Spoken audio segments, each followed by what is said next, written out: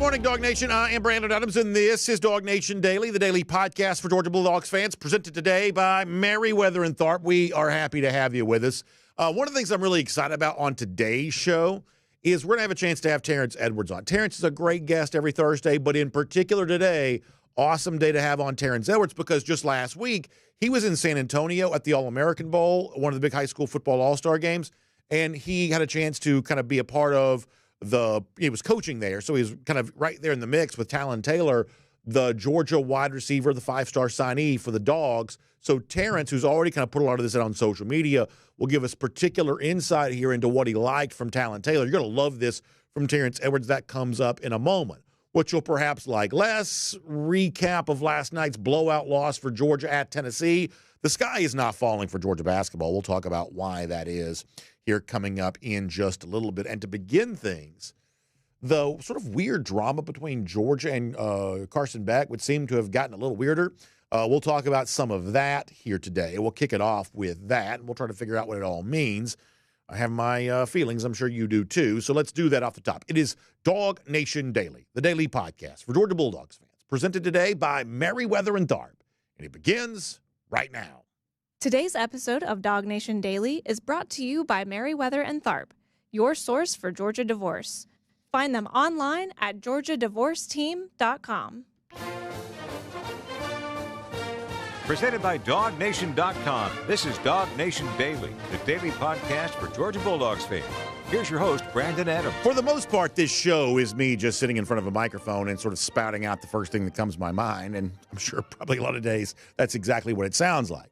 However, every now and then, I do kind of like, I guess, try to have a little editorial conversation of, is this right? Do I have this right? Am I kind of on the same page here? And I did a little bit of that before this morning show, reaching out to some folks just to kind of make sure that what I thought I saw is what it actually was. Because I got to tell you, what I thought I saw yesterday was very un-Georgia-like. Let me show you this on the screen here for a moment. Georgia yesterday kind of put out its what you call, basically like season highlight film. That's not quite it. Do we have the Georgia version of this? Hopefully we do. So Georgia put out its if not, that's my error. Georgia put out its sort of season highlight film yesterday of kind of all the 2024 highlights for the past season. And as you're watching that, like 4.5 minutes worth, the one thing that you notice is at no point in time does Carson Beck appear on this video. In fact, if you look at the comments, I was watching it on the X platform. If you look at the comments on the X platform there, you see people kind of noticing the same thing too. And we were not going to show you the video anyway because it's not our video. But you see, touchdown from Nate Frazier, the fireworks going off, all the cool things that happen over the course of a season. But at no point in time is Carson Beck on this video whatsoever. And a lot of the commenters are kind of mentioning this too. It's like, hey, number 15's not in here. Where's Carson Beck? Did I notice this correctly? Carson Beck is sort of nowhere to be found on any of this. And I wanted to talk to some people to make sure they were kind of the same mind as me on that, because I got to tell you right now, this does not feel like a thing that Georgia would do at all. I mean, we've obviously, going even back to Friday's show, we were talking about the notion of there being tension between Beck and Georgia, and you don't have to be, the deepest, most like plugged in insider of all time to have, some sense of that, right? I mean, everybody sort of knows somebody who knows somebody who knows somebody. You sort of hear tell of, hey, maybe things are not quite right, or like just doesn't really quite feel right. The atmosphere around some of this can sort of feel a little strange, a little weird. It's not a huge surprise to maybe find out the way the Beck tenure at Georgia comes to a close is not quite like what you'd kind of want for it to be, and things weren't exactly perfect between Beck and Georgia there at the end. That's probably not a huge surprise to hear that. But to go so far as to have sort of a season highlight video celebrating what you'd presume the best moments for Georgia during the season and not have Beck be a part of that, I think for a lot of people, they thought that was a little bit weird. Maybe not even inappropriate, because there are plenty of people who are like, good, keep him out. He's not a part of this program anymore. And you saw a couple of images at the end of that video of Gunnar Stockton that you're kind of passing the torch over to him. And so a lot of people are sort of happy that Beck wasn't there, but it still seemed really, really strange for UGA to do something like this. In fact, let me give you a little bit of context here. What's a little bit more in keeping for Georgia, even though we would probably believe that, hey, things weren't exactly perfect between Georgia and Beck, that things weren't exactly perfect. What's a little bit more Georgia-like is when subjects like this come up during press conferences and things like that, to smile and look into the camera, and no matter what the actual truth is, to say whatever probably you feel like you need to say in that moment. Kind of like sort of, there's a certain sort of like politeness in the South that you do that, where, you know, you go to somebody's wedding or somebody's birthday party or something like that. You can sort of tell that everybody in the room doesn't exactly all get along with each other, and yet everybody sort of says the right thing, and everybody sort of smiles for the Facebook photos, and everything kind of looks really good on the outside. But behind the scenes, you know, there's some real life drama here. I think that sometimes Georgia football and probably a lot of these SEC teams have a way of smiling for the camera when they need to. And perhaps we got an example of that from Kirby Smart going back to New Orleans, where, you know, Beck had not really been around. Perhaps a little bit of tension there around that. But to hear Kirby Smart say, "Oh, everything was just fine," and Beck was on his way to New Orleans, no big deal whatsoever. This was Kirby Smart at the time. Yeah, he's going to join us in the next couple of days down here. Big thing for him has been a part of his rehab process and what all he's had to do. He's had a really tough injury. He needed to get some rehab from people in Jacksonville. He's got a specialist that has worked with this injury. Brock Purdy had this very similar injury. Nick Mullins, I think, Stafford. He had several people. So when you talk about his team of people, including the surgeons, he's had to do a lot of work with that. So he's been there for Gunnar throughout. He's supported Gunnar, had multiple conversations with him, and looking forward to having him with us for this game. So, and like, maybe I'm being a jerk, and if I am, I apologize.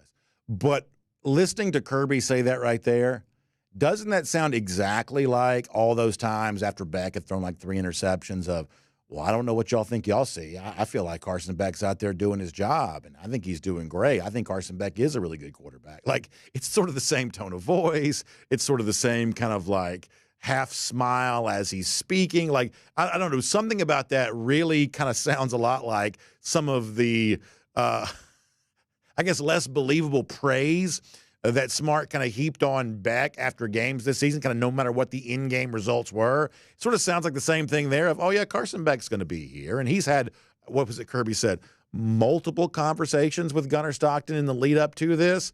Multiple conversations. Oh, yeah, he's been a big part of all of this. Well, I had a chance myself to ask, Gunnar Stockton about the interactions that he had with Carson Beck. And while Gunnar certainly acknowledged he had talked to Beck, the idea they just been, going back and forth the entire time, I didn't necessarily get that impression when I talked to Gunnar Stockton prior to the game. In fact, let me let you hear me with Gunnar on how involved Carson Beck had been, and you can kind of judge it for yourself. Here is Gunnar Stockton.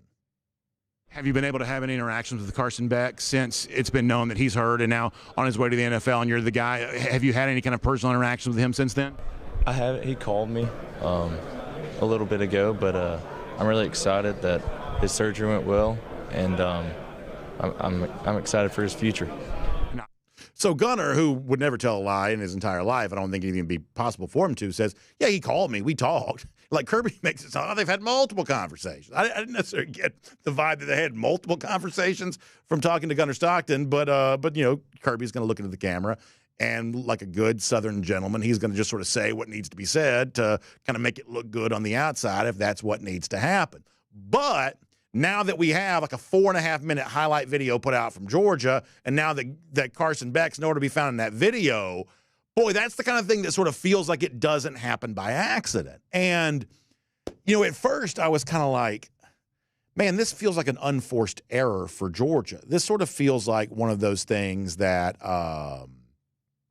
that only keeps a story alive that probably doesn't need to be kept alive. Like why is Georgia? Because honestly, nobody's sitting around waiting. Hey, where's the 2024 season highlight reel? Why hasn't Georgia dropped this video yet? Like, this is not a thing that people are salivating for. This is just something that Georgia chooses to do because it wants to. People are always glad to get good video content, but this is one of those things that Georgia just sort of chooses to do this because it wants to. And so when you do something like this and make the sort of extraordinary effort, I was talking to our guy Cody Chaffins, who edits a lot of video. We were kind of joking before the show began today of, do you know how hard you have to work to sort of find video that Carson Beck is not in, given the fact that he was the starting quarterback for, the entirety of the season and part of some big moments? Like, you have to really work to put a video out that Beck is not involved with. And I think when you do something to that degree, I don't think you can take this as anything other than an extraordinary statement about kind of how this program perhaps feels about Beck at this moment. And as I said, at first blush, my thought on that was, boy, it really seems like that Georgia has probably erred in doing this, kind of kept something alive that would be better off dying. And I'm going to speculate here for a second. I apologize for doing that because speculation is often wrong. But nonetheless, in my speculation, I was kind of wondering,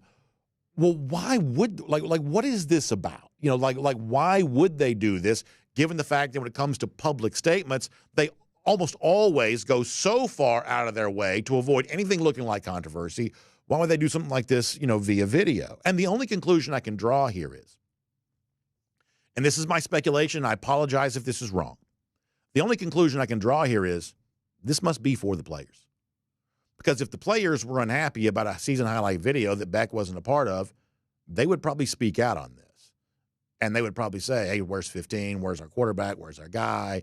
He may be gone, but he's still our brother. I mean, you hear some of that kind of stuff sometimes. And if that dog doesn't bark in this instance, that would be, to me, pretty telling.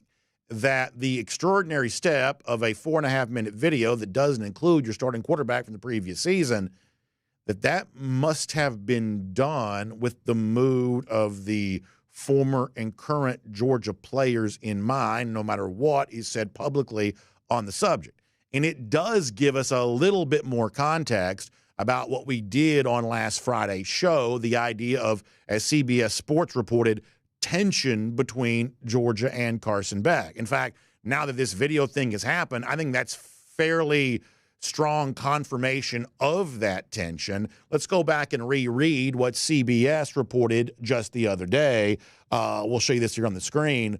While Beck's decision to transfer wasn't entirely a surprise, he had yet to sign a standard representation agreement with the NFL agent, leaving the door open to return to college. However, the timing and the manner of all this, CBS reports, caught Georgia off guard. A member of Beck's camp gave the Bulldogs, head coach Kirby Smart, a heads up only shortly before the news leaked Thursday afternoon, sources say.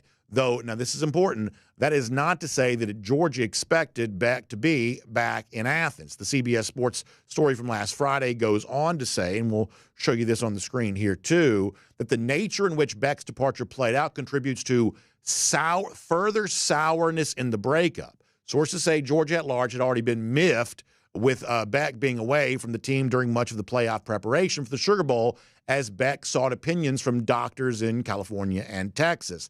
The headline there talks about quiet tension between Georgia and Beck. And as I speculated a moment ago, I think you can start to wonder if some of that tension, just given the fact that Georgia took the unusual step of putting out the video that it did yesterday, some of that tension is really between Beck and the guys that he played with there at Georgia, because, boy, they're certainly quiet in all this right now. And the video step that Georgia took yesterday is such an un-Georgia-like thing to do. And, of course, all this also comes in the context of the weird thing yesterday. Do you know who Matt Hayes is from the USA Today network?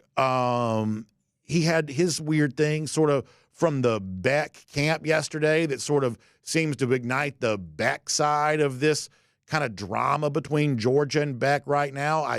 Just for the sake of context, I don't want to give this more attention than it deserves, but for the sake of context, I want to read a little bit of this to you. This is the way that piece from Matt Hayes from the USA Today network went yesterday. It's all Carson Beck's fault. He's selfish. He wasn't a good teammate. wasn't the same dependable player after signing an NIL deal and driving a Lamborghini around Athens. Matt Hayes writes, there, does that feel good for you, Georgia fan? Hayes goes on to say, now some harsh truth.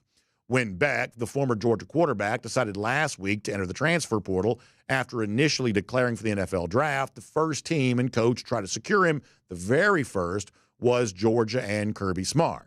A person close to Beck's decision-making, speaking on the condition of anonymity because of the sensitivity of the process, told USA Today Sports, or the USA Today Network, as it is, that not only was Georgia at the front of the line for Beck, who has been eviscerated by Georgia fans on social media since the Bulldogs' early exit from the college football playoff, but SEC heavyweight Alabama was next to call. Now, a couple of things about this just for a moment. First of all of this apparently coming from someone close to Beck, but it was also someone close to Beck a couple of years ago that told us that Beck was going to start the UAB game in 2021. So sometimes those close to Beck don't always have their facts right. Let's just keep that in mind when it comes to a situation like this.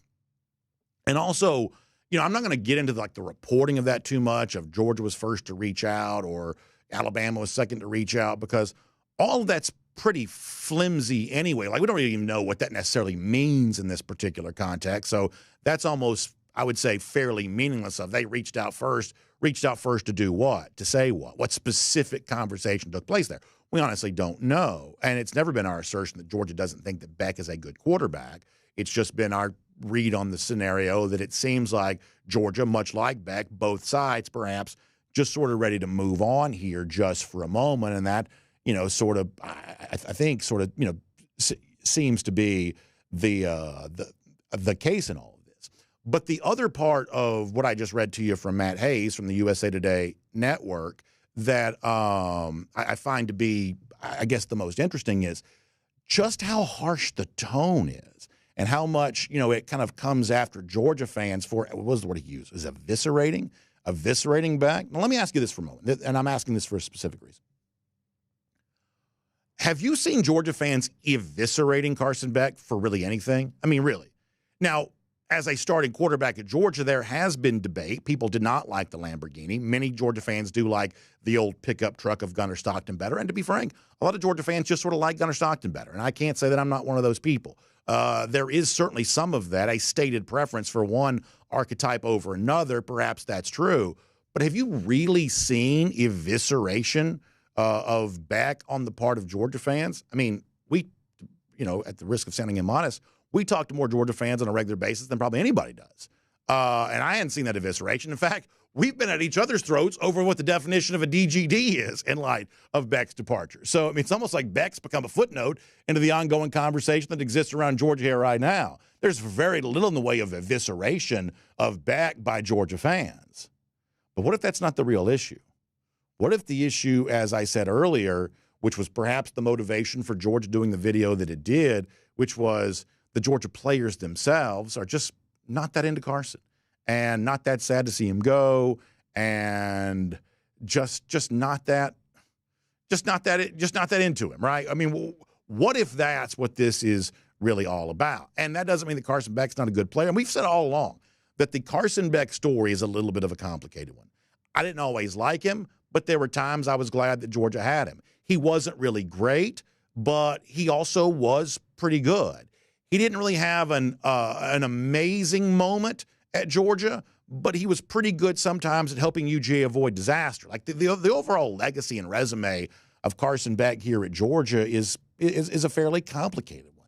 I think we've tried to give him credit for what he did well, while also pointing out why Georgia perhaps is ready to turn the page. And I think that is the appropriate context for all of this. And you'll remember back during that moment just prior to the Sugar Bowl when Kirby Smart said all the players want to play harder for Gunnar Stockton. At the time, we treated that like as an accidental slip of the tongue because it was a 45-minute press conference that Smart was speaking in. It's hard to speak that long without saying at least something you might want to kind of push the delete key on if you had a chance to go back and do it all over again. But maybe that wasn't a misstatement. Maybe that really is the scenario here, where there really is some bad blood between the former quarterback and his old team, because maybe the old team didn't always feel like they got the best of Beck, given what you would presume was a huge financial investment in him. And Carson Beck, maybe he doesn't feel like he was fully appreciated while he was here. Well, guess what? He can go down to South Florida, and maybe he'll finally get the love he thinks he deserves. But it certainly doesn't sound like Georgia's all that sad about seeing him go. Doesn't mean he won't have success, where he's about to land. And it doesn't mean that Georgia won't have success without him. But one way or another, both sides here, the team and the player, they seem to be pretty happy to be done with each other. My name's Brandon Adams, and this is DawgNation Daily, the daily podcast for Georgia Bulldogs fans, presented today by Merriweather and Tharp. We're glad you're with us, no matter how you get to us. Video, 10 a.m., radio, Athens Sports Radio 96, The Ref, podcast, wherever you find them. Just really glad to have you as a part of the show today. And really appreciate our friends at Merriweather and Tharp who make it all possible. And I want you to watch, as a professional broadcaster, I don't fall into the easy trap of doing the divorce analogy between Beck and Georgia. I'm not going to do that. That'd be too trite. I don't want to do that because divorce, after all, is a serious topic. And when it comes to you in 2025 or really any new year, sometimes confronting these serious topics is sometimes sort of an unavoidable next step. And I realize that anytime you talk to somebody about the idea of divorce, the one thing that I feel like I know, because I've had friends and people in my life who've gone through this, one thing that you understand is for people who've experienced this in a personal way, they tried everything on the other side of that to sort of prevent this from happening. Any sort of consideration was made. What can we do? Can this be saved? Can this be salvaged? And sometimes the answer is just no. So that's who I'm talking about to right. That's who I'm talking to right now. If you've tried everything, if you've thought about your options and there just isn't a good one left, then the next step for you is to have a conversation with our friends at Merriweather and Tharp about how your rights, your opportunity, how you can be well represented in this process, and how you can be set up for a sort of a better future because of the decisions you make right now. That's what our friends at Merriweather and Tharp are all about. They also have some really creative ways they're kind of helping you when it comes to the cost certainty of what kind of expense this is going to be for you. They've listened to people in your situation before. They hear their concerns about the payment process and all this. They've put together some really creative stuff, and it sounds like that's been really well received by the people who have been in need of these services. So I want you to find our friends at Merriweather and Tharp online. It's GeorgiaDivorceTeam.com. That is GeorgiaDivorceTeam.com. Merriweather and Tharp is your source for Georgia divorce. All right, as I told you, we got great stuff coming up here with Terrence Edwards here today. Terrence spending time with Talyn Taylor. What is Georgia getting in the five-star wide receiver? We'll do some of that here in a moment. But prior to that, though, let's go around the doghouse. And certainly a disappointing night last night for Georgia basketball. And look, I love college football. We all love college football. I do think, and this is going to sound like I'm excuse-making. I'm really not, but I think every word I'm about to say is 100% true. We got to be careful that we don't take a college football mindset into a college basketball conversation. Because, look, if Georgia went on the road in football and lost by what's essentially 3 touchdowns to Tennessee, trust me when I tell you, I wouldn't be right for a month. I would we'd be all up in our feelings. We'd be just devastated. That would be a sports apocalypse if Georgia went to Neyland Stadium and lost by 3 touchdowns to the Vols. We would be thinking about that a year from now. That's the case. College basketball is not college football. It's just not. You are going to lose games sometimes on the road. And for whatever reason, sometimes on the road, what should be a loss turns into a disaster. And that's sort of what happened for Georgia last night.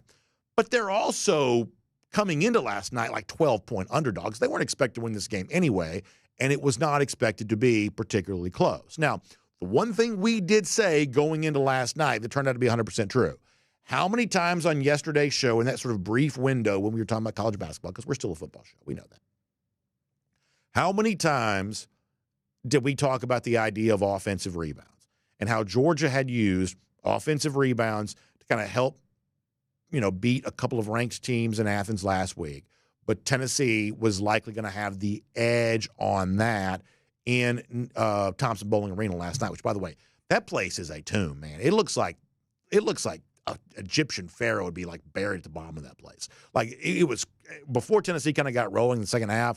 It was quiet. It was it is like a cavern, like gigantic place, but not in a cool way. Just like a big old tomb. And that's all I can describe that place as. So I know Stegeman Coliseum is probably not the best gym in the SEC.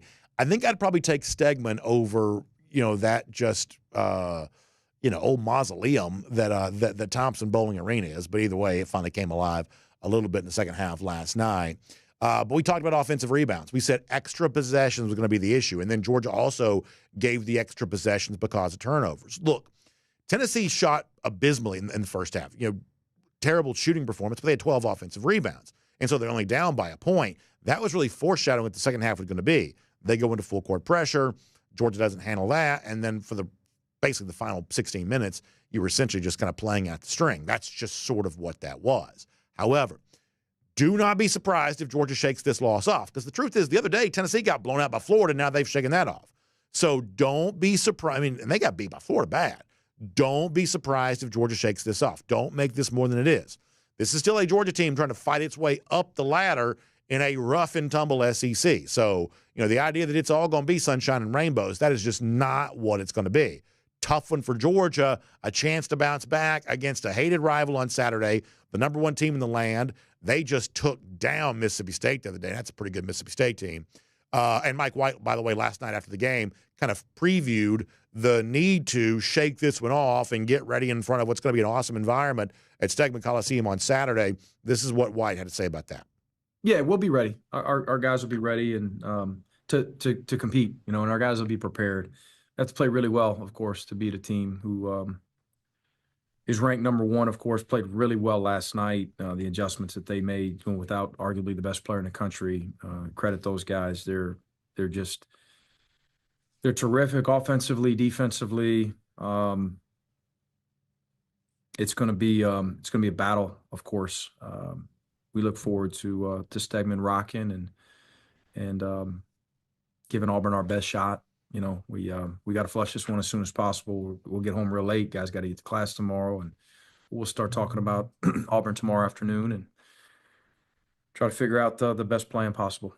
And if you're enjoying the Georgia basketball story this year, we should all take White's cue on that and just flush this game. I'm not trying to tell you it doesn't matter, but in the grand scheme of things, it matters a lot less than other stuff does. Look, the measuring stick for almost any college basketball team, certainly for Georgia right now, the measuring stick is not, do you beat the 6th-ranked team in America on the road?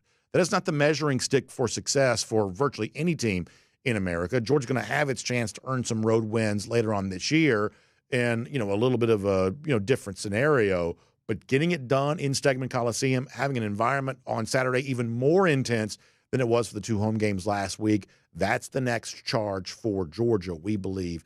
That Georgia fans will certainly be ready for all of that. And by the way, before I bring on Terrence Edwards, let me also remind you that if you want the best of coverage of Mike White's team or what's happening with Kirby Smart and the Georgia Bulldogs, if you want all of that delivered right to your email inbox, we've got a brand new DawgNation newsletter. We call it our Hunker Download.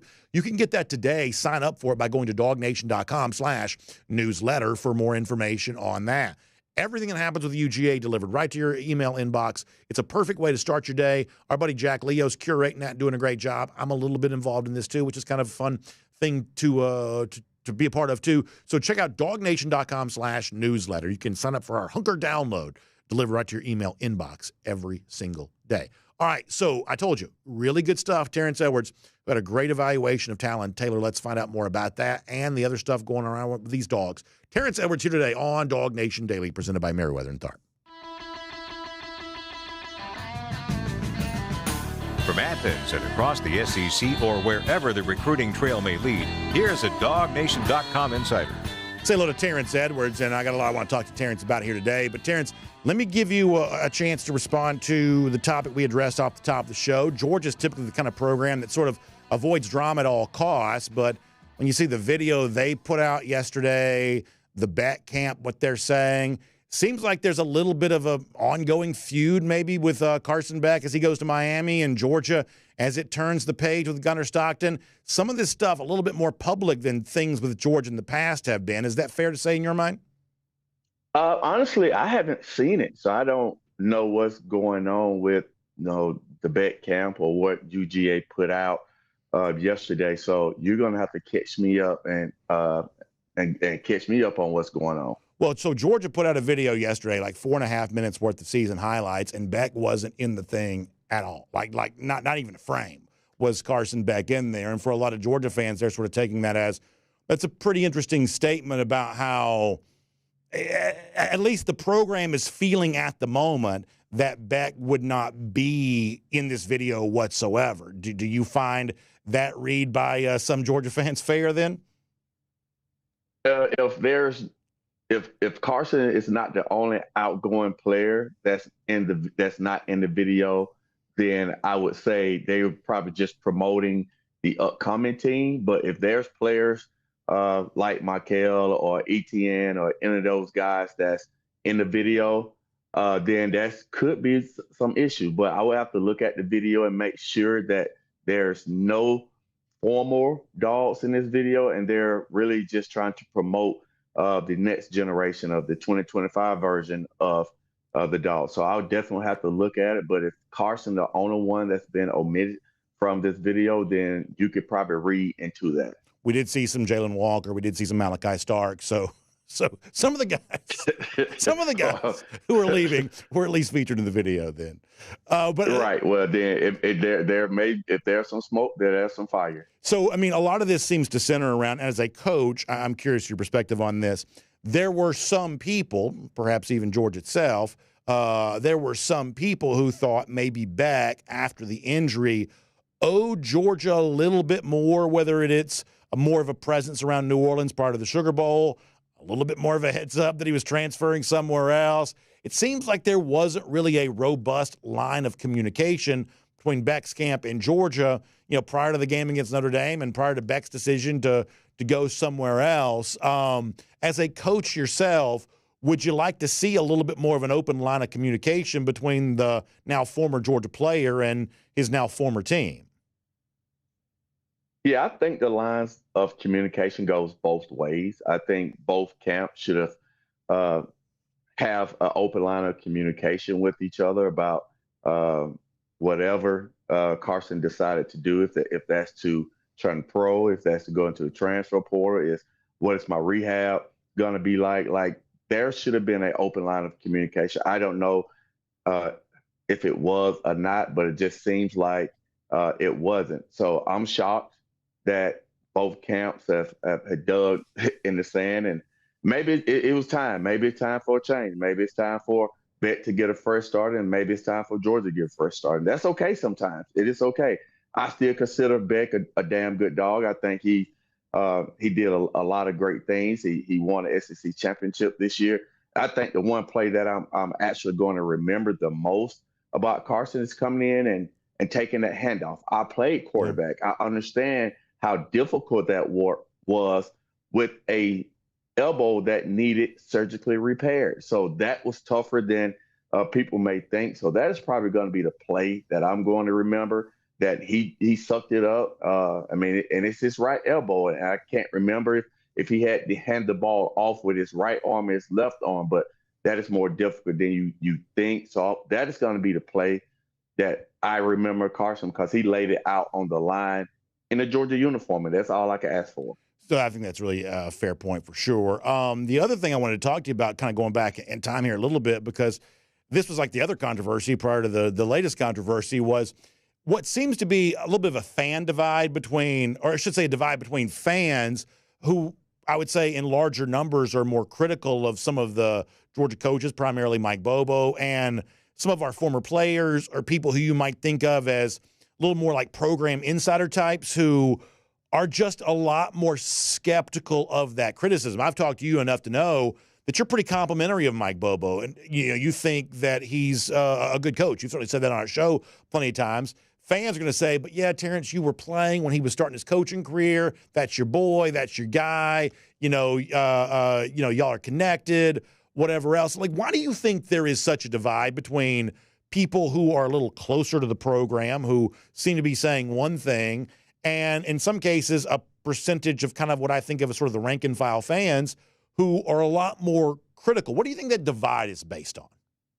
I just think we see things in a different light, especially myself. I see things that a lot of people are probably not going to look at. I look at the other things that is out of Coach Bobo control. It's like we go through the game plan all week. I think we have competent coaches that understand football. We have a lot of assistants, a lot of GAs. Like we have a lot of people that helps put the game plan together. And once a play is called, it's up to the players now to execute that call. Yes, I'm pretty sure as a coach, Coach Bobo and the staff is going to go and look in the mirror and look at some of the things that they probably could have done better this year. And we all self reflect on our decisions, on our coaching ability. And I'm pretty sure I've known Coach Bobo since I was 14 years old. He's Robert's son. He's his godfather to Robert's son. So I've known him for a long time. So I know the competitor that he is. But also I put some of the onus as well. Coach Bobo didn't make a block on the protection. Mike Bobo didn't drop the highest rated passes in the SEC this year in college football. So it starts with him, and we all know that he's the head of offense. It starts with him, but others have to take responsibility as well, and players have to take the same responsibility as well, because if we catch a lot of those passes, then we are not having this conversation.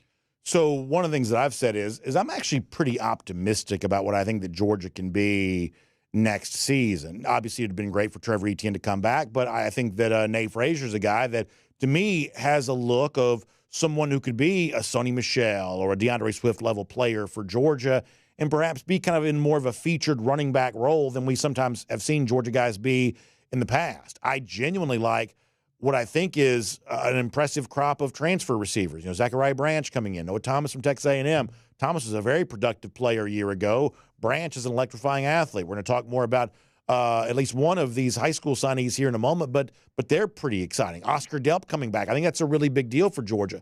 I don't want to be naive, and I certainly don't want to be too Pollyanna-ish with my outlook for this upcoming season, but honestly, I actually feel like some of the pieces in place, if they can figure out the offensive line, I think there's some pieces in place here for Georgia to actually be even better on offense this upcoming season than it was in 2024. Would you agree with that? So I think we're going into this season with an inexperienced quarterback. I personally believe Garner played the best that he played in that bowl game, and I give him all the credit in the world, not being having any experience in a real game situation, let alone a college football playoff. So he would have the whole spring and the whole fall to get everything up to speed, if he's the quarterback or not. I just believe it is the coach's job to put the players in the right position to succeed. Now, if we're going to be critical about anything that they have done this past season, like, we got to put the right players in the right position to succeed. We got to use their strengths. Then we got to understand their weaknesses. That's what coaching is, in my opinion. That's what I've wanted as a player. That's what I try to do as a coach. So we got to figure out what these players are good at. We got to figure out what they're not so good at, and then develop the weakness into a strength. And once we understand what players can and can't do, then we could put the game plan together. Then we could put a playbook together that accentuates these guys' strength and not their weaknesses. I think that's really interesting. So last week, you were in San Antonio for the All-American Bowl. What a cool thing, first of all, to be able to coach an event like that and be around that kind of thing. And I'm curious about your experience overall. But in particular, you had some interesting stuff to say on social media about Talyn Taylor, the 5-star wide receiver signee for Georgia. And obviously, there's a lot of excitement about Taylor, but there's also a situation, Terrence, where, and this is just natural human nature, a lot of fans probably feel like they know C.J. Wiley better because Wiley was playing for a high-profile a Milton team, or even like a Landon Roldan who's been in state, or Blackshear. A lot of these guys have kind of been in state, so a lot of our audience feels like they probably have seen more of those guys. Many folks have seen some highlights from Talyn Taylor, but not maybe as frequently as they've seen some of the stuff from some of the other dudes. So after having spent some time with Talyn Taylor, would you mind telling our audience some of what you wrote on social media, but also just maybe a little deeper perspective on what impressed you about Talyn? Yes, I got the opportunity. This was my first time being able to actually speak to him. I've watched his tape. I've had conversations with his mom about, once he gets here, and she asked me about the Georgia program. So her and I have formed the bond that she's a really special athlete herself, being a former softball player. And now, and I got to spend some time with Talyn this week down in San Antonio. Really, really, really good kid. I can honestly say, and I say this all the time, I know CJ Wiley personally. Everyone knows that. Now I got the opportunity to meet Talyn. The one thing that the Georgia fans is not going to have to worry about is what's going to happen to these two young men after they leave the Bucksmere. Yeah. They come from two great families. I don't foresee these guys' names in any kind of report negatively. So that's the first thing that I got from them. And watching him during the week, he was on the West squad and I was on the East, but the little chance that I did get to watch him, he's a smooth runner. So that means he doesn't move. Doesn't seem like he's moving as fast as he is. So he's such smooth and have such body control and strong hands. I mean, I saw some catches that he made during the practice scheduled portion of San Antonio, and his hands are just smooth. They're very natural. He doesn't fight the football, and he's a route runner. And he understands leverage, and he understands how to get open. So I'm very excited about his future at Georgia. And he's ready to come in to compete, and he's ready to come in. And he told me he's ready to be the next person in that 1,000-yard club. So I'm excited for him and what he's able to bring to our receiving core. He's going to be a special player. Yeah, I really like that. And I don't want to put too much on him because I want to try to be fair to these guys. But when you think about like a 5-star, which what his designation was, the last 5-star for Georgia was George Pickens, a guy who, was ready to play as a freshman. And for me, that's one of the things I think about when I think about 5-star. It's that guy who may be, because receivers are hard. I mean, we have examples of like Jeremiah Smith or Ryan Williams, and we sort of think about that as kind of the archetype sometimes what these receivers can be. But the truth is the larger population of receivers, even good ones, have a hard time being good right away because the receiver position, especially in the SEC, when you're battling these big cornerbacks, it's just a hard job. It's a hard position to play. Do you see in Taylor the kind of guy that could be able to make a contribution as a freshman next season? I think so. I think he has the attitude first. He has the physical ability too as well. So I'm not saying that he's going to go in and become a starter, but I think he has the opportunity to go in and play whatever role that is for him. I think he's able to go and make plays, and I think the Georgia fans will be really excited to see him on the field because, like I said, he has really strong hands. I didn't see him drop a pass this whole week, and he's a competitor. Those are the traits that I look in receivers, and he has a desire to be good, and that's one of the things that's going to help him go a long way. Just the desire to be the best version of Talyn. So, Terrence, before I let you go, I know there at Mount Vernon, you guys got a big initiative you're a part of here right now, and for people who want to kind of help you all out with that, what can you tell folks? Sounds like you guys are trying to get some lights there for your field. What can you tell us about that? Yes, we have a big campaign going on right now, trying to get lights for our athletic field. Currently, we play our home games at 4 o'clock. And just for me, the bigger reason why I desire the lights is because I think during the August months, we know how hot it gets here in the state of Georgia. And playing a football game at 4 o'clock and almost 100-degree heat playing on turf, it's just not safe for the student athlete. So that is my biggest push, is to get the lights. And I truly understand the neighborhood's concerns. But my concern, as well as the head football coaches, these young men and women that play sports on our campus, sometimes the heat can be unsafe, and God forbid anything tragic happen to these kids. So that's my biggest push, is if we could get lights and light our field, and it's not going to be one of those where we have 1,000 games throughout the year. It's going to be very limited number of games for the lights. My biggest concern is the health and safety of these kids. What can people do to help? There's a petition going around. If anybody goes to my social media page at Terrence Edwards Wide Receiver Academy, you'll see the petition link there, and go and sign a petition. And we have a city council meeting next Tuesday at 6 o'clock. And I'm just urging anyone who's in the Sandy Springs area or outside of Sandy Springs area to come and support Mount Vernon, these kids, and help give us a voice to help these kids play sports safely. And that's my biggest urge, is being able to put them in an environment to be safe. Now, be careful here. If you go speaking to these city council meetings enough, you'll be running for office before you know it. We'll be on here talking about your campaign or something like that. Hey, if that's what I have to do, if that's God's calling outside of football, then that's what I'm going to do.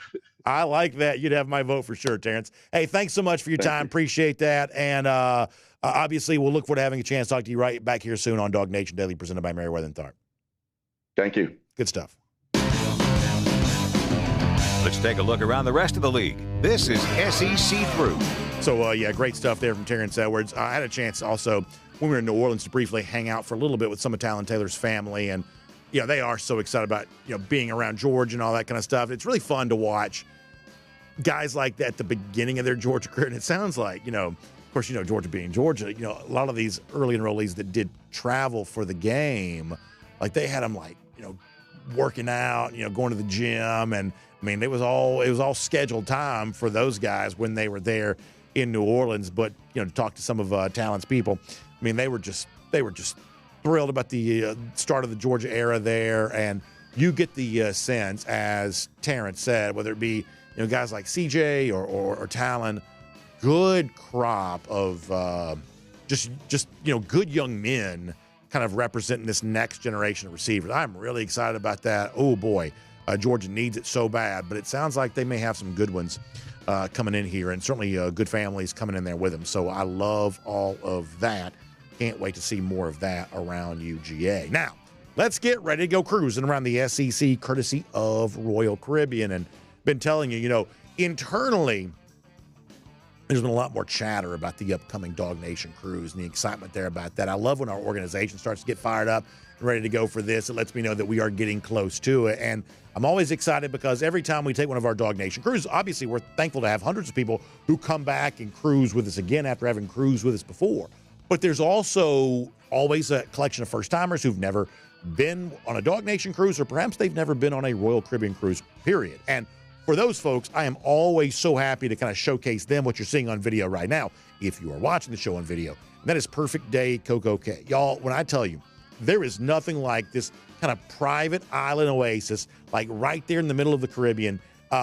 Just such an amazing thing, whether it's the thrill side with the tallest water park and tallest water slide in North America and the Thrill Water Park, or the chill side where you have just the unbelievable opportunity to relax. You've got Oasis Lagoon, which is like a giant pool. It's like the largest freshwater pool in the Bahamas or something like that. Giant swimming pool. And it's kind of funny, Hideaway Beach now exists, which is sort of the special adults only enclave. And so for the people who kind of want sort of like the Vegas style pool party, they go to Hideaway Beach, which has really kind of turned Oasis Lagoon into an amazing place to just relax if you want the peace and quiet, because different people want different things from that experience. Some people want the thrills. Some people want the relaxation. Perfect Day Coco Cay gives you whatever it is you want. So Jessica Slater, great travel agent, can tell you more about it. You can give her a call, 770-718-9147. That's 770-718-9147. You can also email her, jslater@dreamvacations.com. That is great stuff. Now, let's get ready to go cruise around the SEC, courtesy of Royal Caribbean here for a moment. Let me begin with news from recruiting, where the 2026 five-star quarterback, the one-time Georgia commit, apparently the recruitment of Curtis is broadening a little bit here. We'll show you this on the screen. Curtis now dropping a top 6. Good news, Georgia involved with that. Bad news is, though, there's 5 other suitors here, too. Oregon, Alabama, South Carolina, Auburn, and Ohio State.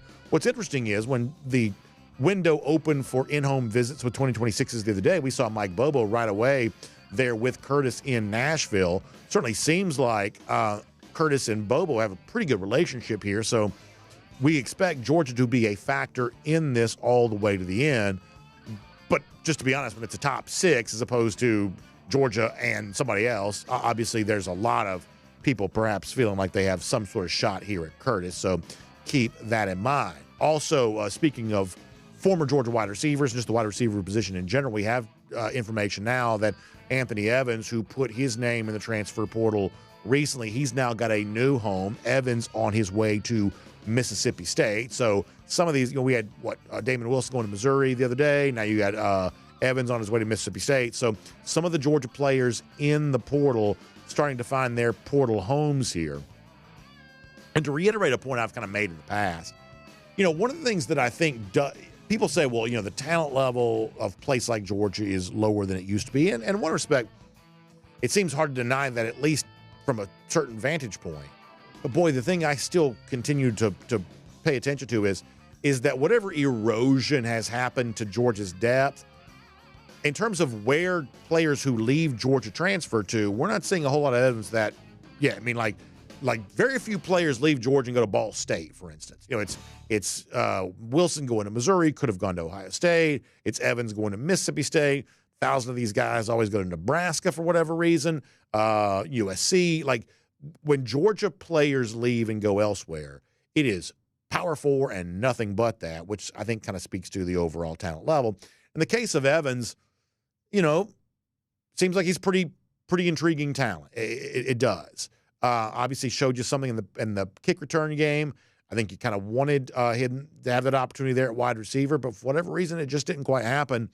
It seems pretty easy to imagine that his spot on the roster is sort of taken by Zachariah Branch as a punt returner and perhaps a receiver now in the mix for some playing time. So maybe it's fair to do one of these comparisons of, does Evans have more success, getting into an offense that wants to cater to wide receivers?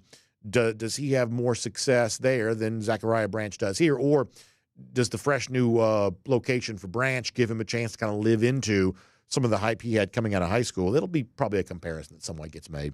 I'll give you a couple more things here for a moment. I think it's been really interesting to see some criticism that Brian Kelly has gotten now that Notre Dame is winning games, now playing for national championship. And there is a degree to which that some of this is just probably true. That Kelly does look worse now, having left Notre Dame, because the assumption is Notre Dame was not a place he could win a national championship, to come to LSU, a place where you are expected to win a national championship.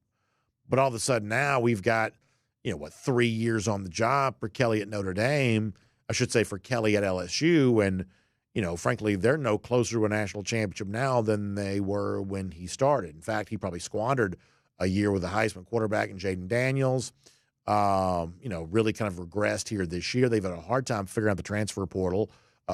He has said some pretty curious things about his frustration with that.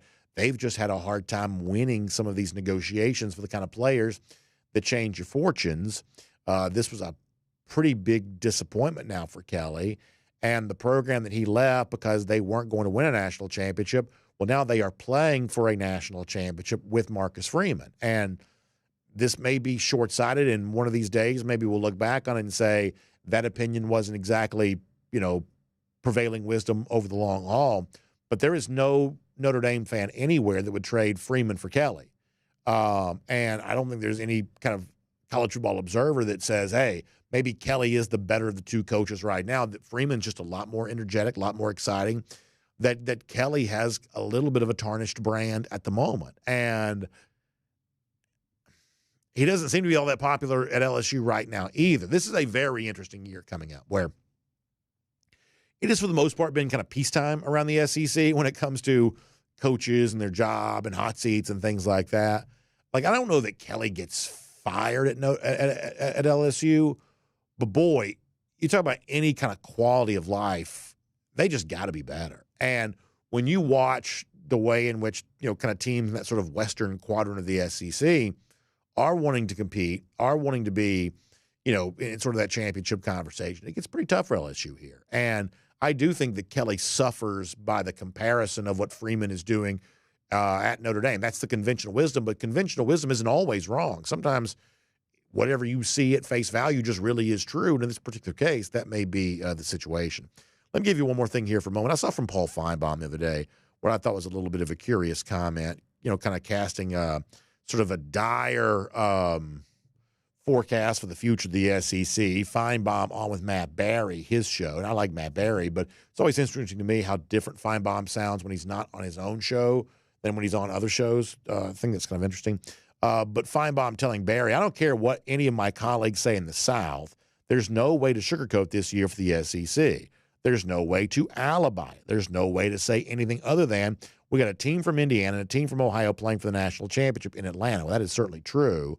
He goes on to say there's a lot of reasons why it didn't happen in terms of success. I'm not even going to offer them because they'll sound like excuses. I'm not going to say that on the day after it's not right, it's not accurate.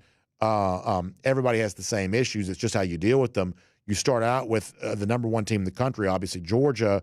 That was maybe inflated. So he goes on to kind of talk about some of that kind of stuff. But basically the deal is that Finebaum sort of casts some heavy concerns there about the SEC. And it is objectively true that in Atlanta on Monday, Notre Dame will play Ohio State. This is the second straight year that no SEC team, and obviously the one we care about, Georgia, not involved in this national championship. Those are facts that are not in dispute. However, the point we've made several times is whether it be about Georgia or about the SEC more broadly, be careful assuming that something can be proven over the short term after what was proven over the long haul was never fully acknowledged. When, let's just use Georgia here for a moment, as I've said repeatedly, when Georgia's doing nothing but hammering the non-conference opponents that it's playing, blowing out TCU, blowing out Oregon, beating Ohio State, blowing out Michigan, beating Notre Dame twice. When Georgia's doing all those things, beating Clemson by 31 points to begin the season, beating them in Charlotte the year after, 6 straight playoff appearances. When Georgia's doing all of that, how frequently did you ever hear anybody say, boy, I tell you what, the thing that proves Georgia is how much they just throttle these non-conference teams, that we got to give the benefit of the doubt to Georgia in any kind of playoff discussion because they never lose a non-conference game. Well, of course you never heard that. You didn't hear peep about that prior to the 2023 playoff when we thought Georgia deserved to be included because of what they had done over the course of previous years. That wasn't evidence in that discussion at all for some of the same people who now want to condemn the SEC because Georgia lost a non-conference game. Can we all agree how, illogical that is? That one non-conference loss proves what 10 non-conference wins couldn't prove? That doesn't make any sense. And if you want to make this more about the SEC and not Georgia, 16 of 18 years an SEC team played for the national championship? How many years consecutively did the SEC have a team that won the national championship? How frequently during that span did you hear national media type saying, you know what, you just got to bend the knee and say the SEC is just the best conference? How much concession of that point was there by the people who want to trash the SEC now? We would suggest not nearly enough. In other words, there's no amount of winning the SEC could do in the eyes of some to prove that it's a league different from all the rest. No amount of winning would be enough evidence to support that point. But one loss, or if you want to be more generous, 2 years worth of the SEC not playing for the national championship, to those same people who were not convinced by 2 decades are now absolutely convinced because of 2 years? I mean, think about that for a moment.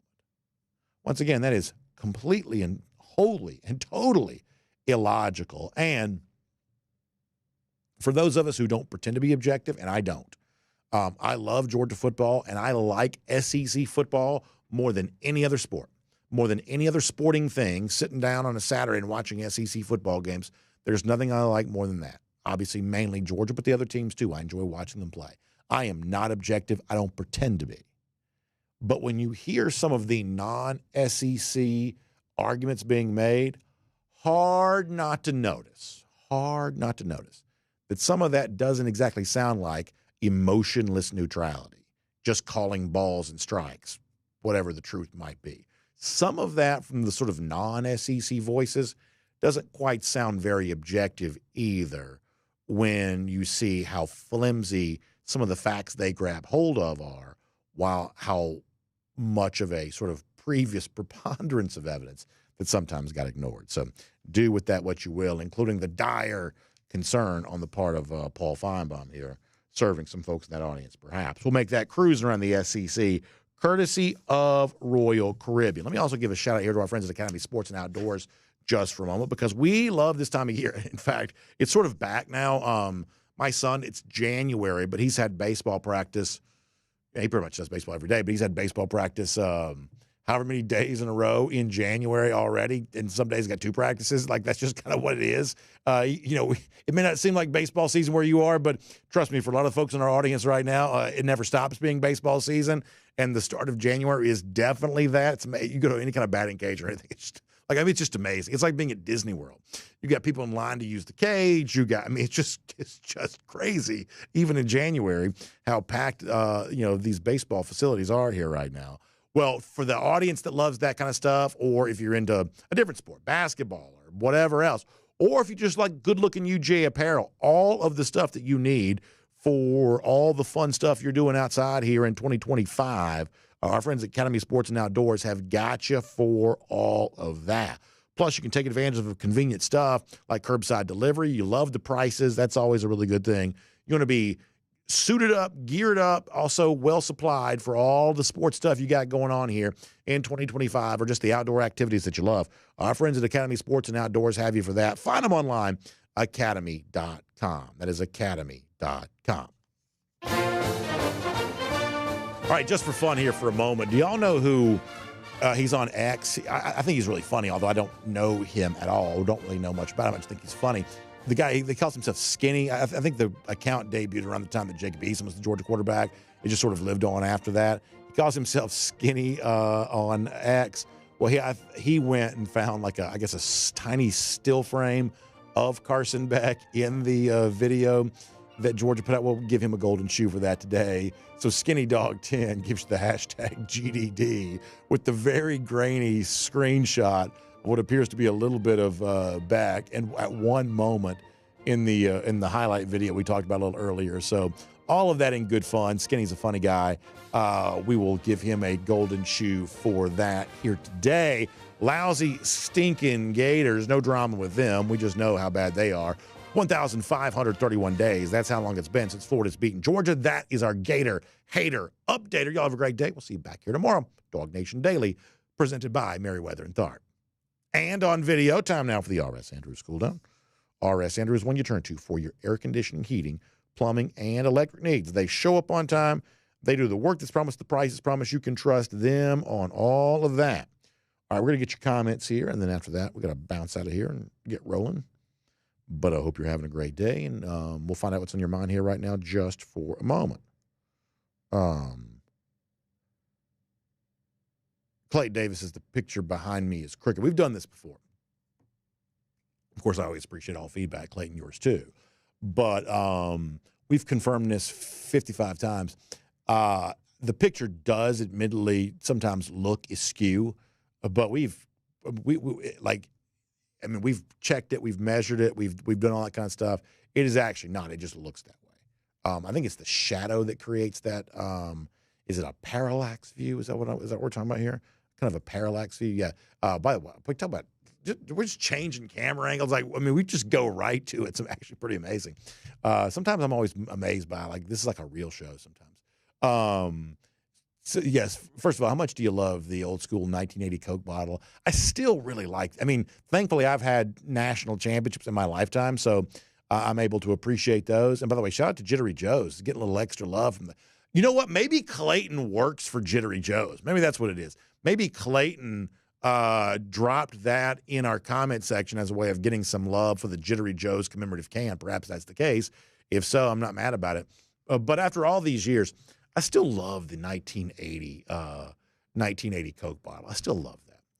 That's a cool one. And by the way, I don't know if we can do this, but to take care of one of our sponsors. So when we were in L.A., have y'all ever noticed this on the wall before? Can we show the one that's right over here? Do we have the ability to angle that? We may not do that. But I actually got a Dr. Pepper national championship can because, I'm like in real life, such very pro Dr. Pepper. So to give them some love, in addition to the famous championship Coke bottles everybody knows about, there's the Dr. Pepper commemorative can. And this is pre-Dr. Pepper being a sponsor on the show. This was pre that. But I grabbed that can while we were in L.A. So you've perhaps seen the other soda bottles before, but I don't know that you've seen the Dr. Pepper championship can, but there you go. My good friend Jonathan was also kind enough to give me a commemorative Dr. Pepper can from New Orleans. To be honest, I decided that maybe that was not one I wanted to save. I'm always thankful to have souvenirs and, even sometimes after losses, thankful. I sort of decided that the New Orleans trip was maybe not one I wanted to relive a whole lot, if I'm being honest. Wendell Brewer says, I need a picture of Vince Dooley in there somewhere. I guess we don't have that. I do have some really good ones at home from my personal collection. Maybe one of these days we will do that, Wendell. That's a really good idea, actually. Matt Rukavina says, I think we missed an opportunity to be the bigger person with the whole Beck saga. Just include him in the video and move on. I sort of agree with Matt on this. You don't have to do the video. I don't even know. I mean, maybe there's, a group of fans younger than me who are like, hey, when's that highlight reel going to drop? I'm as into George as anybody. I don't spend a lot of time on pins and needles for the season highlight reel to drop in mid-January. That's just not something that's really on my radar. Maybe I'm the only Georgia fan for whom it's not, but it's just not on my radar. So, you didn't even have to do the video. It's not, there's no demand for it. This is just something you wanted to put out. And B, I probably would have just, like you say, do what Kirby Smart does in the press conference. Oh, we think he's great, man. He's playing so well. Oh, man, he's been such a help to Gunner. Oh, man, they've been in conversation. Just do the video version of whatever that is. But as I said during the show, the conclusion you're going to draw is, because I can promise you the coaches wouldn't want to do this.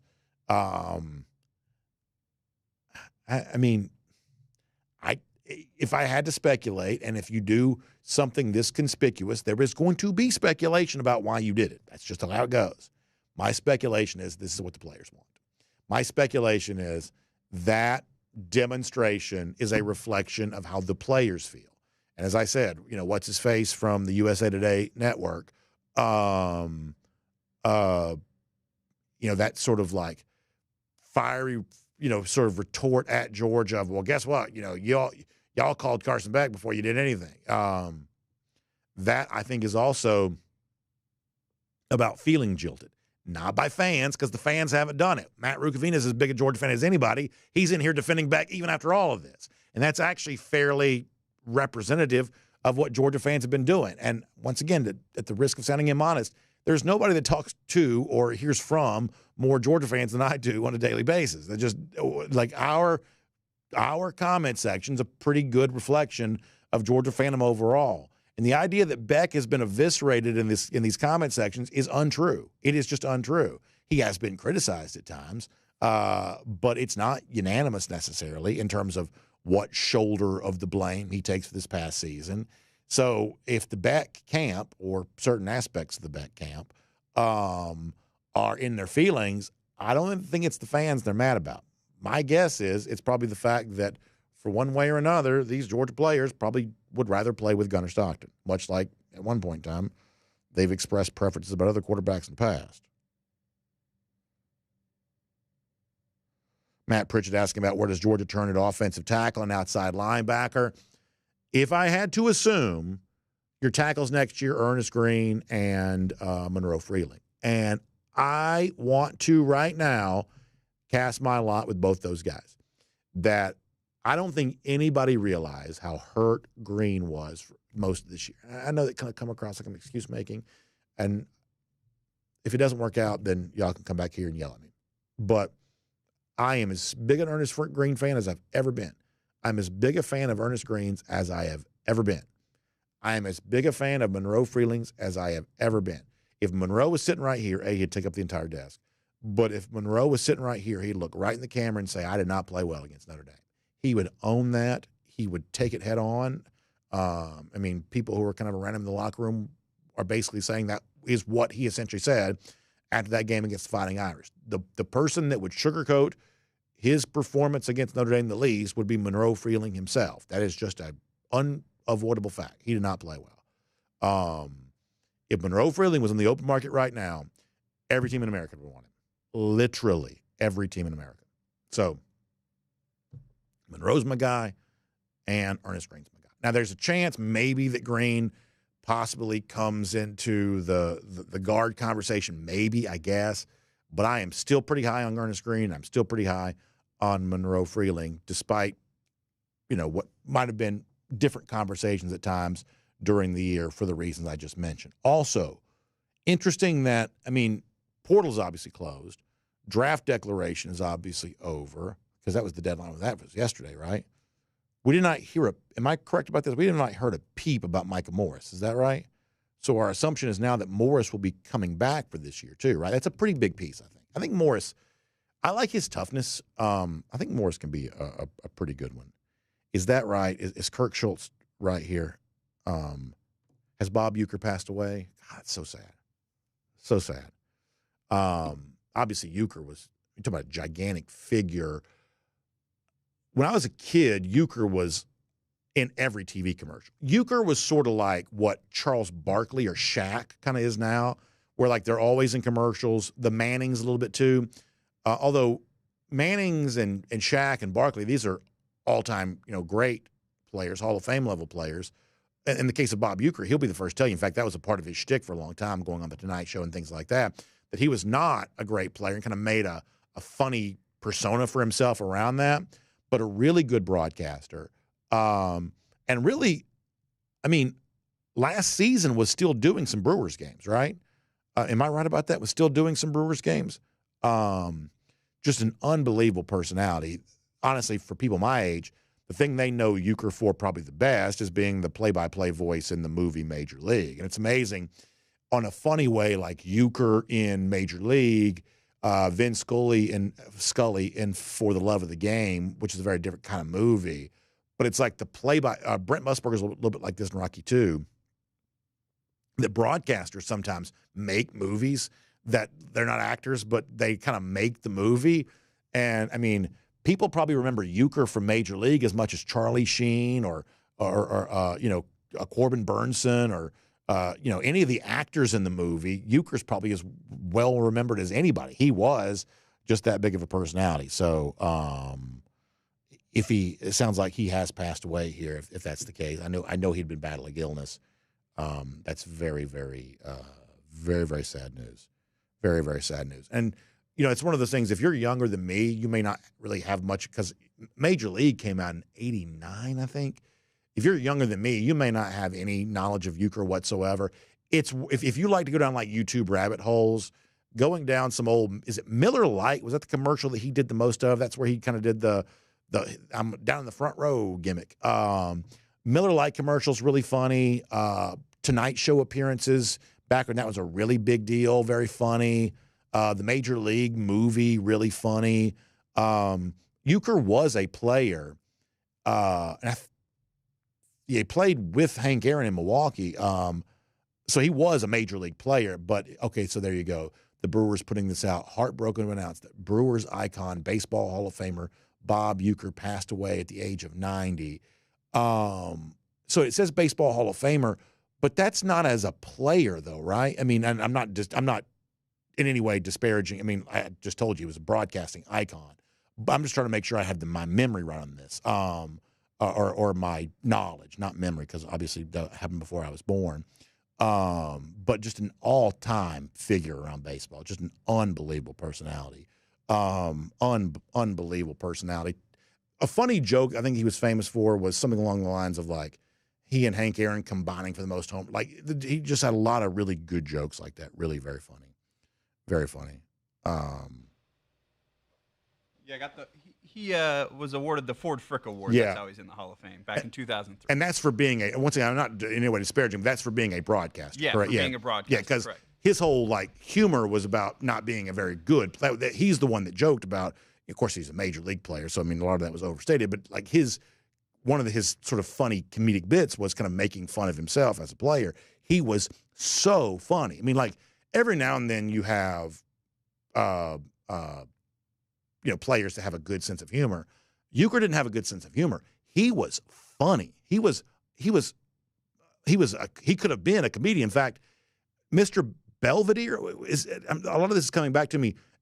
Cody, check me on this. ABC sitcom Mr. Belvedere, he was one of the main actors in that. So, this is a guy that was like a player who like had his own ABC sitcom. He was like the dad in the sitcom. That's how funny he was. You talked about, so this is from a Yahoo article that just got put up.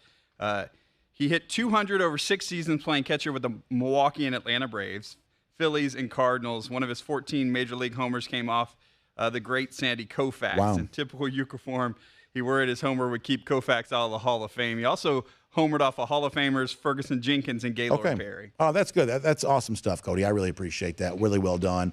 And I'm sure we'll hear from some people around Atlanta remembering his time here. And one of the things I always take really a lot of comfort in is, and I don't have a great explanation for this. I don't necessarily know, but it's amazing to me how many of like the broadcast voices from our youth have been able to have a lot of longevity. Like, Euchre, I believe, was 90, still doing Brewers games, I think last summer. I think he was still doing Brewers games last summer. And there's something about that for me that was always really comforting. Of course, Vin Scully was a huge example of that. We had long spans of both Larry doing the Georgia games, Skip and Pete, and those guys doing the Braves games. Even for a guy like Al Michaels, who's still doing the Amazon games. He's 80. I think he's in his 80s. Still in great shape, still doing these games. And I just take a lot of comfort in that. As I've told you before, my hope is to be able to, to broadcast or whatever broadcast looks like decades from now. I'm hoping I'm still doing it when I'm 80 years old, God willing. I hope that's the case. I hope I'm able to, get the gift of that longevity.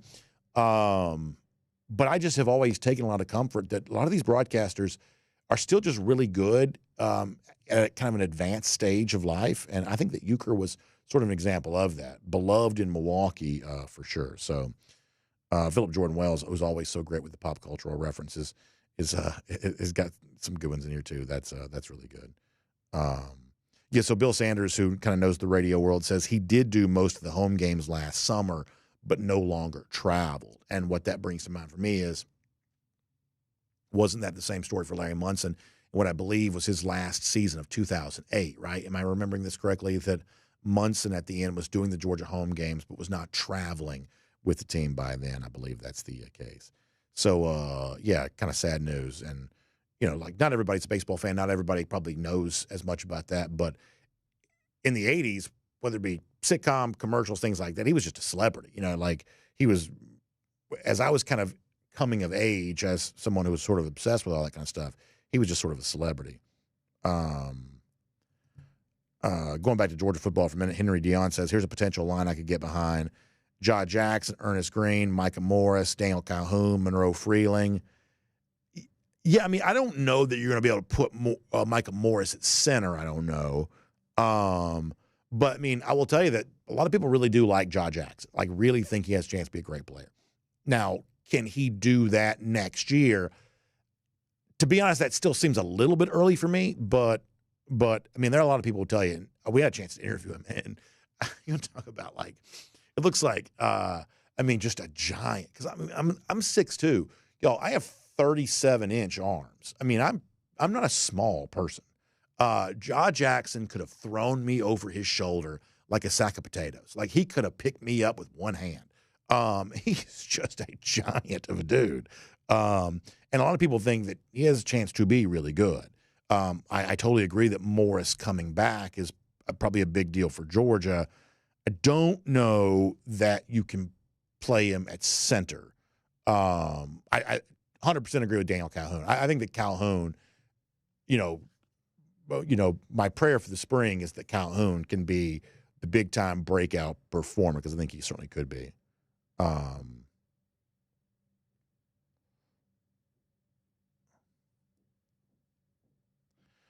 Jonathan Aaron says UGA leaving out Beck from the video is a little bit like a Southern gal saying bless your heart. Yeah, probably a little bit like that.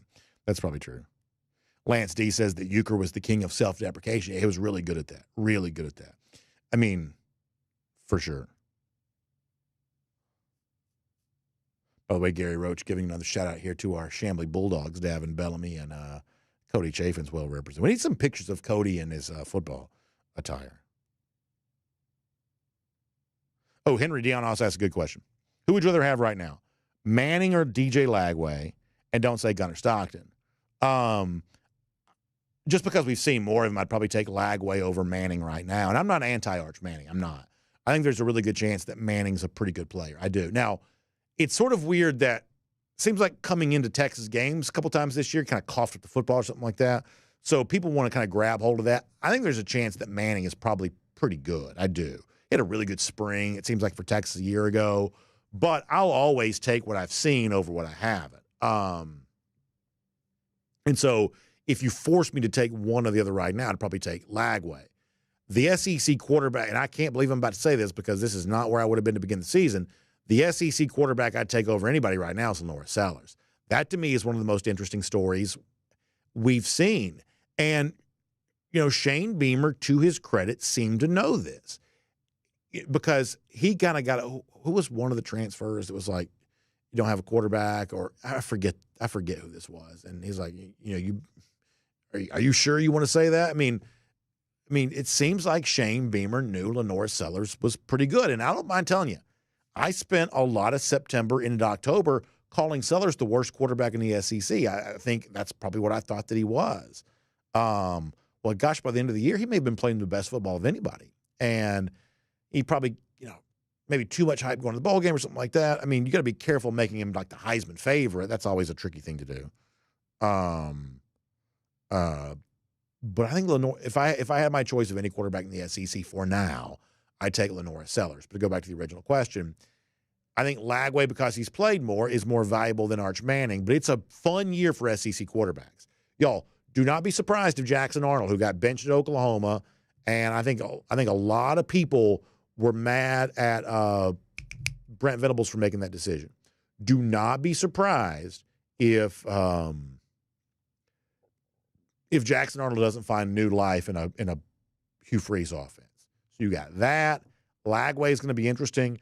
I mean, this is going to be Nico Iamaleva's third year at a high school. I'm not trying to pick on Nico, but at a certain point in time, isn't he supposed to be good? I'm talking about exceptional. I mean, 3 years removed from high school after not really, cracking an egg the first year he was there. And he was just kind of okay this year. Defense was much better than the offense was for the Vols. What a fascinating year for the SEC quarterback. I can't wait to get into all of this.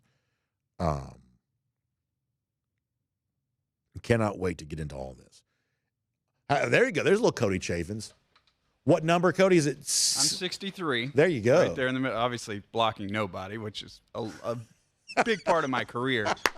That was a big win at North Forsyth. Got the win at Cold Mountain that day. Oh, you go on the road to Cold Mountain. You listen. You will live to tell about that. That's a big deal right there. You love that for Chamblee. So my high school football career was short-lived. So I went out to, they do this every school, especially a school like mine that was not, not littered with great athletes. You go the hallways and you try to find guys that play other sports and get them to come out and try out for football. So there's this big push one year to get everybody to come out and play football. And so I go out and play like spring practice. I'm like, whatever. They put me at tight end. Just one of those things where I just didn't really want that smoke, really. I mean, that's all there was to it. I went through spring practice, played in the spring game. They actually targeted me in the spring game. Did not make the catch. I certainly did not level any kind of major blocks or anything like that. And then when summer workouts came around, I was going to the beach or something like that, which I'm not proud of that. I mean, I would have been a better man had I played, 100%. 100% would have been a better man if I played. But that was you'd have to work very hard to find any kind of evidence of me in a football uniform because my football career was pretty short-lived. Jim Kay says, by the way, you got to not count out Gunnar Stockton. 100% not counting him out. 100%. But even after 6 quarters of play against playoff semifinalists, any quarterback beginning his career in the SEC is going to start off at the bottom. He is. He's going to start near the bottom and will perhaps work his way up based on how he plays. That's just kind of the way that goes. Jonathan Aaron asking about possibility of both Sark and Dion being coaches of the Cowboys. I think at this day and age, it is really hard to know what Jerry Jones is going to do. It really is. I mean, Jones is just a pretty mercurial figure at this stage of his life. So I have to say, I honestly don't know. But I don't necessarily think either coach right now would be a bad hire. I mean, what I said about Deion the other day is that I think that the hype machine around Deion at his first year at Colorado was really unfair to him. It was, I believe, solely an attempt to sort of bring non-college football fans into the college football universe with the belief that this sort of celebrity figure could be, from out of nowhere coaching the best team in America. That was a total lie. It was, and the reason why I call it a lie is because the people that were pushing that narrative knew it wasn't true. That's what a lie is. They were lying about Deion at the time. And so a lot of people turned on Deion because of things that Deion didn't do. Deion was just trying to coach his team. Now, he also, being Deion, was going to cultivate a certain level of attention, but that's what all coaches try to do. That's not any different than anybody else. So you had the overhyped 2023, but in 2024, I mean, you have to say, given the fact that Colorado was essentially winless 2 years prior to Deion getting there, to go win 9 games at Colorado after where they had been, that's a real coaching accomplishment. And to have players the caliber of Shedeur and Travis Hunter on your roster, that's a real significant accomplishment. To have Julian Juju Lewis waiting the wings right now, that's the kind of thing that Colorado would obviously have no chance of doing prior to Deion getting there. So Deion has earned his stripes as a coach, and if the Cowboys did hire him, I mean, trust me, there are a lot of coaches in the NFL worse than Deion Sanders. I can promise you that. How about this from Frank, who has Hank Aaron's 1954 rookie card? Unfortunately, there's a tear along his nose, thus diminishing the value. Paid a penny for a card and a piece of bubble gum. Great bubble gum. Yeah, I mean, when I was a kid, they still had the rectangular-shaped bubble gum in the packs. And, I mean, if you open one of those old packs now, it's still there. And I'm guessing it has the same nutritional value now that it did when it was, air quotes here, fresh. You get that wax stain. Now, like my dad told stories about that, about how back then it was 1 penny for the pack and there was 1 card in the pack. And see, as a kid, for me, it's 15 cards in the pack and they were 50 cents. Golly, man, I remember 50 cents was like the best thing in the world. When you had 50 cents in your hand, you had, just a world of possibility. You could get a Dr. Pepper with it. You could get a pack of cards with it. Oh, that was awesome. UJ Marine says both Tate Ratledge and Dylan Fairchild should have really good careers. Yeah, my guess is the NFL will like both those guys a lot. Savannah Bryant says that CBS Sunday Morning did a great story on Euchre a few months back. He's got a statue at the Brewers ballpark, but it's a seat on the back row of the stadium because that's what his jokes were always about down in the front row. It's one of those comedic bits. You have to go back and kind of relive that on YouTube or something to kind of understand what that was about. But such a fitting thing. And I love going to major league stadiums, lucky enough to have been to a few. And that's always the first thing I'm going to do in these ballparks is to go see who gets a statue and kind of who's remembered and how they're remembered. I love that kind of stuff. I would have been great in, like, say, ancient Rome or one of these places where you have a lot of statues. I just like stuff like that. That's one of the reasons I'm always disappointed that Georgia doesn't have statues. Well-traveled topic for us, of course. We've talked about that plenty. Others have now kind of joined in on that too. But I just love that kind of stuff when you go to see somebody else's ballpark and their kind of monument park in their ballpark. I always really like that. And that's a very fitting way to pay tribute to Bob Euchre for sure. UJ Marine says the baseball card hobby seems to be making a comeback. Yeah, it was amazing what it was like around the pandemic. It was absurd. In 2020, when nobody was doing anything, these cards were going up exponentially in value. And this is not theoretical values. These are documented sales on, like, eBay, where it's like if you have, like, a lot of it was basketball cards. So if you have the some sort of LeBron graded PSA 10 rookie card, something like that, that thing would be going up 400% or 500% over the course of a few months. And so you had this, like, crazy moment in which the people were bored, so everybody kind of flooded to the hobby. And then, like all markets, because sports cards are a well-established market. Unlike, say, like we call them like the NFTs. We always knew that was pretty specious. Sports cards are a well-established market, and they function like a lot of other, rare commodities like art and things like that. It's essentially a hedge against inflation. Same kind of emotional appeal for some people. It's a pretty well-established market. But when you have that much energy in the market, people flood to it. And of course, there's always going to be these like sort of market corrections, right? And so you had pretty significant downturn in some of the prices. But the cool thing, though, is we're now, 5 years removed from the pandemic, or, going on 5 years.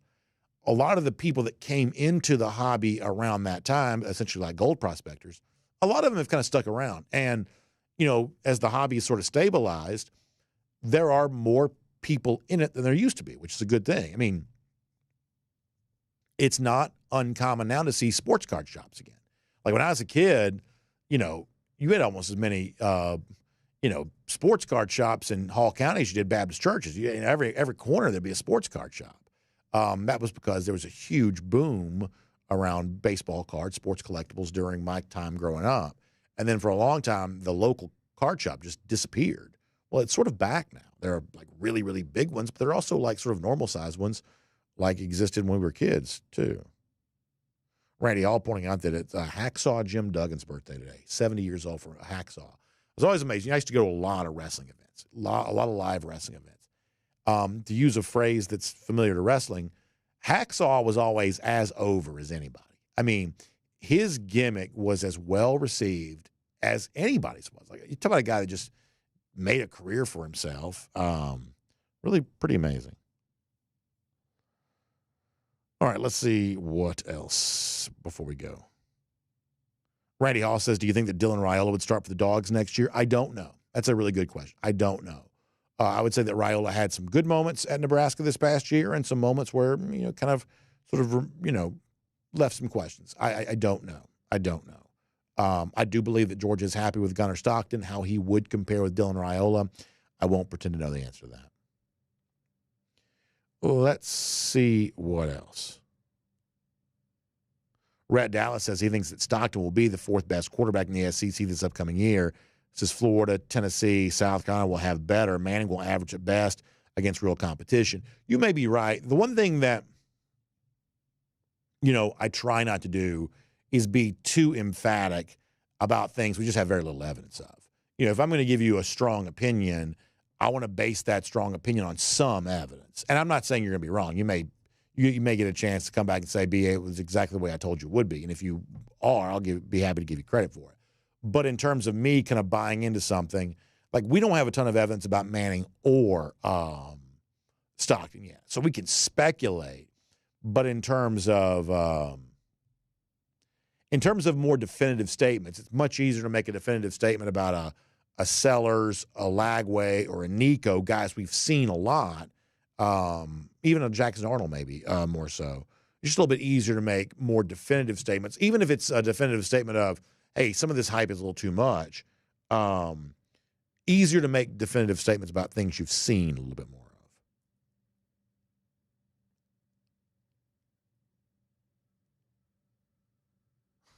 Jack Fuller tells a funny story of like Euchre going out to throw the first pitch of a game. They actually brought a pitching machine, and the pitching machine, Euchre fed the pitching machine for the first pitch. That sounds about right. Jonathan Aaron says, with all the Jimbo money I have and going to these major league ballparks, how long am I going to still do the show? I'm doing the show forever. Yeah, I mean, I'll be doing a Georgia show somewhere, somehow, whatever the technology looks like, God willing, for the rest of my life. Now, I may have additional jobs, but I will always have this job as long as I'm healthy enough. Alan Hampton says the Tennessee quarterback is barely average. I sort of feel like I'm noticing he's not quite as good as I think he probably should be, but perhaps I'm wrong about that. All right, final comments. We're going to go.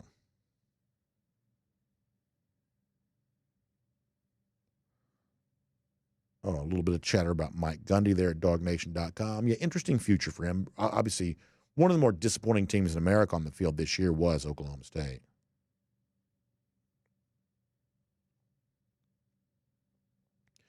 Let us see what else. Chris Slim White says that Gunner has a big step to take if he's going to be great. And I would agree with Chris on that. I would say, though, like a lot of situations, I don't know. I mean, I think that people kind of wanted to make Gunner great before the Sugar Bowl. And what we said was, you don't really need to be great. You just need to be good. That if you're good at Georgia at quarterback, given what you have around you, that's oftentimes good enough. And I thought that Gunner was kind of good enough against Notre Dame. Unfortunately, probably didn't have quite as much help around him as we'd like for it to have. But if Gunner is just a capable starter, that's a big step towards Georgia being, kind of what it needs to be for next year because, I mean, there is the potential for a good bit of offensive help. For sure. All right, anything else before we go?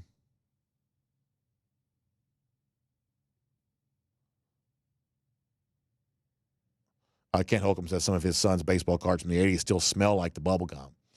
He says it was taken out of the pack. He goes, that is strong stuff. Yeah, I don't know what, because, the one thing that when I was a kid is you never wanted the card that was like next to the gum to be a good card because it got the gum stain on it.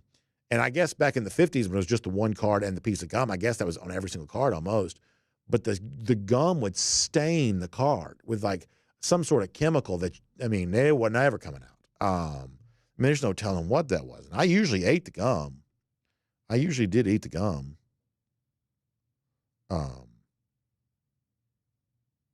Yeah, I love that. Kent talking about a big full closet full of cards. My son has gotten into it now. My daughter a little bit likes like there's a Disney thing that we kind of mess around with a little bit that she likes. But my son's big into sports cards. I love that because it just gives me an excuse to do what I want to do anyway. So that's awesome. Awesome stuff. Grady Darcy asked about the Robinson at running back. I would say that there are some unknowns as it relates to that, at least in one situation there. I would say that's a little bit of an unknown right now. Obviously, injury recovery is probably for both, and maybe a little bit of a wait-and-see approach on some of that. We shall see. All right, we got to go for now. Y'all check out R.S. Andrews online, rsandrews.com, for your air conditioning, heating, plumbing, and electric needs. They show up on time. They do the work that's promised, the price is promised. You can trust them on all that today. It's going to be cold again coming up. Get your heating system tuned back up to factory fresh specs. Y'all have a great day. Find R.S. Andrews online, rsandrews.com. We'll see you back here tomorrow. One more show to close out the week. DawgNation Daily, presented by Merriweather and Tharp. We'll look forward to talking to you then.